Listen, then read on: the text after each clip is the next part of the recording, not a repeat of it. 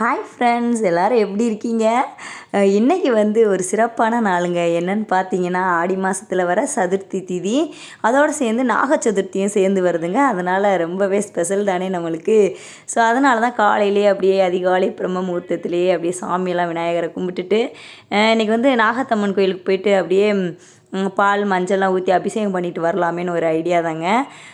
எதுக்கு அப்படின்னு கேட்டிங்கன்னா, நம்ம லைஃப்பில் நம்ம ஏதாவது ஒரு விஷயம் முயற்சி பண்ணுவோம்.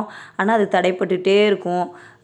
இல்லை சில பேருக்கு குழந்தை பாக்கியம் இல்லாமல் இருக்கும், திருமண தடைகள் இருக்கும், ஹஸ்பண்ட் அண்ட் ஒய்ஃப்குள்ள அடிக்கடி சண்டை வந்துக்கிட்டே இருக்கும். இந்த மாதிரிலாம் இருக்கும்போது, இந்த மாதிரிலாம் தடைகள் வந்ததுன்னா, இந்த மாதிரி நாகத்தம்மன் ஏதாவது நாகதோஷம், காலசர்ப்ப தோஷம் அது இதுன்னு சொல்லுவாங்க. அதனால் போயிட்டு நம்ம இந்த மாதிரி நாக சதுர்த்தி இல்லை வெள்ளிக்கிழமை இந்த மாதிரி போயிட்டு நம்ம பால் மஞ்சள் ஊற்றி அபிஷேகம் பண்ணோன்னா இந்த தோஷங்கள்லாம் கொஞ்சம் நிவர்த்தி ஆகும், நம்மளுக்கும் தடைகள்லாம் விலகும். அதனால தாங்க நானும் என் ஹஸ்பண்டும் போய் அப்படியே பால் அபிஷேகம் பண்ணிட்டு வரலான்னு கிளம்பிட்டோம். பார்த்தீங்கன்னா போகலான்னு முடிவு பண்ணும்போதே காலையில் நைட் வேறு மழை பெஞ்சிச்சா, கொடியில் காயப்பட்ட துணியெல்லாம் அந்த கீழே விழுந்துருச்சுங்க. அதை கட்டிட்டு ஒரு 8:30க்கு வேலைக்கு வேறு போகணும்.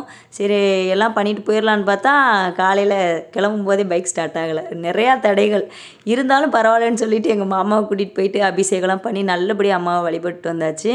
இந்த மாதிரியெல்லாம் சோதனைகள் வருது அப்படின்னு பார்த்தீங்கன்னா, அம்மா நினைக்கிறாங்க, நீ எப்படி என்னை வழிபடுறியா இல்லையா, இவ்வளோ தடைகள் கொடுத்தாலும் நீ வர்றியான்னு பார்ப்போமேன்னு சொல்லிட்டு அந்த சோதனைகள் கொடுக்குறாங்க.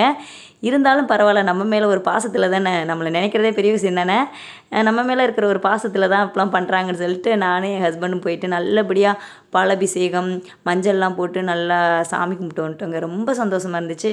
அதுக்கப்புறம் நான் வேலைக்கு போயிட்டேன், என் ஹஸ்பண்டும் ஆஃபீஸ் போயிட்டாங்க. இந்த மாதிரி தாங்க நம்ம ஹஸ்பண்டோடு சேர்ந்து ஒரு விஷயம் நம்ம செய்கிறோம் அப்படின்னா அது இன்னுமே ரொம்ப பலன் கொடுக்கும்.